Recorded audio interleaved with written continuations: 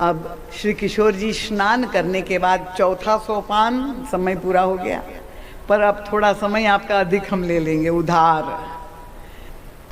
पर ये साधना का सोपान आपको पहुंचा दे वहां तक, चलना नहीं चलना आपके ऊपर है, कम से कम ज्ञान तो हो जाए। चौथा सोपान, श्री किशोर जी स्नान करने के बाद भगवती पार्वती के मंदिर में जाती है। कथानक आप सब जानते, थोड़ी तेजी से चलेंगे, सूत्र में बात कह दे। पार्वती जी के मंदिर में जाकर गई भवानी भवन बहोरी, बंदी चरण बोली कर जोरी। ये पार्वती जी की पूजा करने के लिए श्री किशोरी जी क्यों आतुर है? क्या भगवान शंकर की पूजा नहीं करनी चाहिए?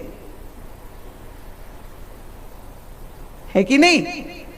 क्योंकि हम लोग अपनी बालिकाओं को कुछ व्रत कराते हैं, शंकर पार्वती के कराते हैं, तो शिव जी की उपासना क्यों नहीं, पार्वती की ही उपासना क्यों?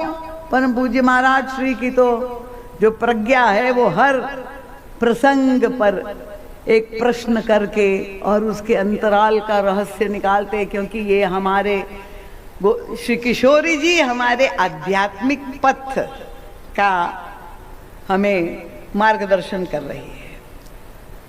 तो पार्वती जी ही क्यों?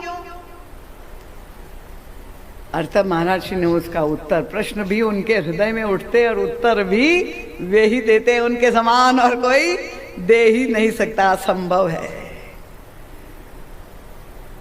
महाराज श्री कहते ये शिव जी और पार्वती यद्यपि अभिन्न रूप से जुड़े हुए हैं, पर गोस्वामी तुलसीदास जी ने उनका जो एक आध्यात्मिक रूप प्रस्तुत किया है, भवानी शंकरो वंदे श्रद्धा विश्वास रूपिणो। भगवान शंकर है घनीभूत विश्वास और भगवती पार्वती है श्रद्धा की मूर्त, श्रद्धा की प्रतीक। तो प्रारंभ में विश्वास नहीं, जिस अंतःकरण में अपवित्रता आ गई, ऐसे शुद्ध निर्मल अंतःकरण में अब श्रद्धा का उदय होना चाहिए। श्रद्धा रूपी पार्वती जी की पूजा का मतलब क्या हुआ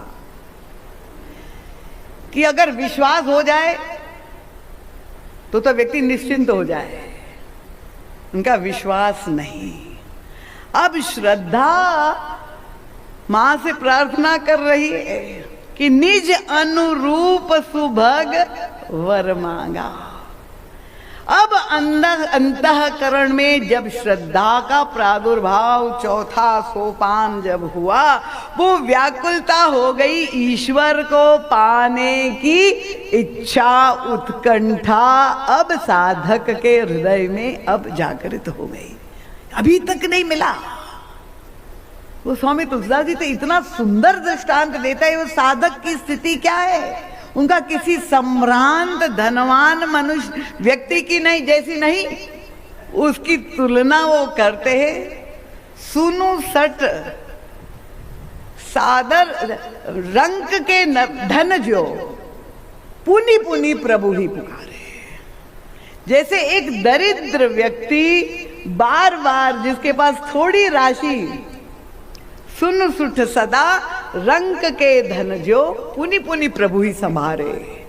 ये साधक अब प्रभु की याद कैसे करता है? जैसे अब ये दरिद्र व्यक्ति जिसके पास थोड़ा धन संचय हो गया, वो बार बार पोटली खोल करके देखता है कहीं सुरक्षित है, कहीं चोरी चोरी तो नहीं हो गया, कहीं चला तो नहीं गया, वो भय से ग्रस्त है। तो प्रभु को पाने की व्याकुलता श्रद्धा सी अब परिणति